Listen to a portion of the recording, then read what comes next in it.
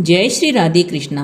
आज मैं आपको हरितालिका तीज व्रत की कहानी सुनाने जा रही हूँ। हरितालिका तीज व्रत भादवा सुदी तीज को होता है। इस दिन निर्जल व्रत करना चाहिए। शाम को नहा धोकर नए वस्त्र पहनकर पूजा करनी चाहिए। पहले गणेश जी की, नवग्रह, षोडश माता की पूजा करनी चाहिए। इसके बाद गंगा जी की मिट्टी से शिवजी पार्वती बनाकर जल पंचामृत, रोली मोली, चंदल चावल, सिंदूर, फल फूल, बिल्व पत्र से पूजा करनी चाहिए। प्रसाद और दक्षिणा चढ़ानी चाहिए। धूप दीप करना चाहिए। धोती और गमछा व एक सुहाग पिटारी, रुपए और मिठाई बाणा निकालकर सासू जी के पैर लगकर देना चाहिए। दूसरे दिन सुबह शिव पार्वती की प्रतिमा का विसर्जन जलाशय में या पीपल में कर देना चाहिए। इस व्रत को सर्वप्रथम पार्वती जी ने किया था। हरितालिका तीज व्रत की कहानी। हिमाचल राजा के यहाँ पार्वती जी ने जन्म लिया। पार्वती जी के बड़े होने पर चंद्रमा को लजाने वाले उनके रूप लावण्य व गुण देखकर राजा हिमाचल उनके योग्य वर के विषय में सोचने लगे। पार्वती जी तो शिवजी से विवाह करना चाहती थी, किंतु वह पिता से कुछ न कह पाती थी। तभी नारद जी घूमते घामते राजा हिमाचल के यहाँ आ पहुँचे। उन्होंने ऐसी गुणवती कन्या का विवाह भगवान विष्णु से करने की सलाह दी। इस बात का पता चलने पर पार्वती जी चुपके से रोने लगी। तभी उनकी सखियों ने कहा, पार्वती क्यों रोती हो? क्या इस बात से खुश नहीं हो?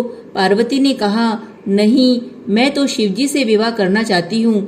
मैंने मन में ठान लिया है। उनकी सखी ने कहा, शिवजी तो वीतराग योगी है। भगुत लगाए सिर्फ मृगशाला पहनते हैं और जटा में सर्पों को लपेटे हुए घूमते हैं। तुम्हारे पिता शिवजी से तुम्हारा विवाह नहीं करेंगे। शिवजी बैरागी हैं, वे भी तुमसे शादी करने को जल्दी से तैयार नहीं होंगे।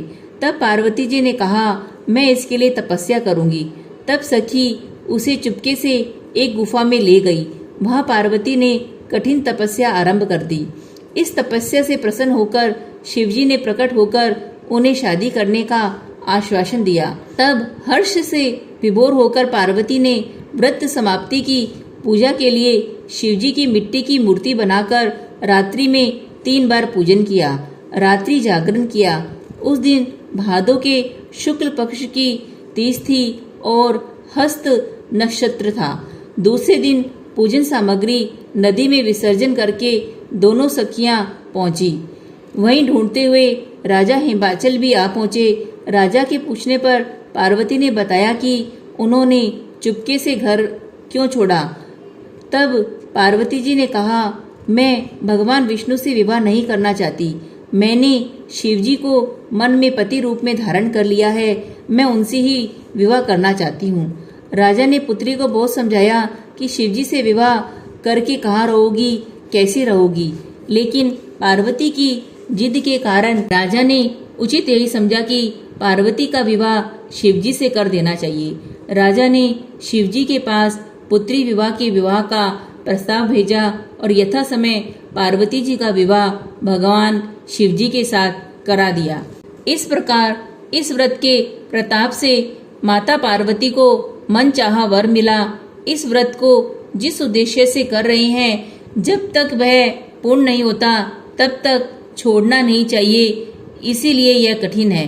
कजरी तीज, बड़ी तीज और हरितालिका तीज, ये सभी व्रत सुख सौभाग्य को देने वाले हैं। तीज माता की जय। तीज माता की जय।